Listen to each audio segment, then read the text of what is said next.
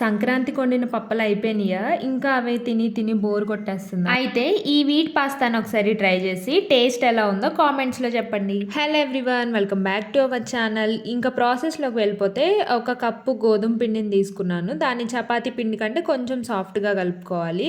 కలిపి ఒక 10 మినిట్స్ అలా పక్కనుంచేసి ఈ గ్యాప్‌లో వీడియోలో చూపిస్తున్న వెజిటేబుల్స్ అన్నిటిని సన్నగా చాప్ చేసి పక్కన పెట్టుకోవాలి. మనం ఫస్ట్ కలిపి పెట్టుకున్న చపాతీ పిండిని మళ్ళీ ఒకసారి కలుపుకొని ఇట్లా వీడియోలో చూపిస్తున్నట్టుగా గవ్వల్లాగా చేసుకోవాలి. ఇవి చేసే ముందు ఫోర్క్ కి కొంచెం ఆయిల్ యాడ్ చేస్తే ఈజీగా వచ్చేస్తున్నాయి. అలా పిండి మొత్తాన్ని చేసుకొని పక్కన పెట్టుకోవాలి. ఆ తర్వాత ఇవి ఉడికించుకోవడానికి గిన్నెలో వాటర్ పోసుకొని అందులో కొంచెం సాల్ట్ యాడ్ చేసుకొని మరిగే వాటర్ లో ఇవి వేసేయాలి. ఒక 2 మినిట్స్ చాలు, ఉడికిపోతాయి. వాటిని స్ట్రైనర్ లో తీసుకొని చల్లారనివ్వాలి. ఈ పాస్తా చేసుకోవడంలో ఫైనల్ స్టెప్ కి అయితే వచ్చేసాం. ఇప్పుడు కర్రీ ప్యాన్ పెట్టుకొని అందులో కొంచెం ఆయిల్ యాడ్ చేసుకున్న తర్వాత 1 by 1 వెజిటేబుల్స్ ని వేసుకుంటూ ఫ్రై చేసుకోవాలి. ఇవి కంప్లీట్ గా కుక్ అవ్వాల్సిన పని లేదు. ఒక 70 to 80% వరకు కుక్ చేసుకుంటే సరిపోతుంది. అందులో టేస్ట్ కి సరిపడా సాల్ట్ వేసుకొని నేను వీడియోలో చూపిస్తున్న సాసెస్ అన్ని ఒక్కొక్క క్యాప్ యాడ్ చేసుకోవాలి. వీటితో పాటు చాలా లైట్ గా పెప్పర్ పౌడర్, ఇంకా సాసెస్ అన్ని వేసిన తర్వాత లైట్ గా వాటర్ యాడ్ చేసుకొని ఆయిల్ పైకి తేలేంత వరకు ఫ్రై చేసుకొని లాస్ట్ లో మనం ఉడికించుకున్న ఈ పాస్తా వేసేసుకోవడమే.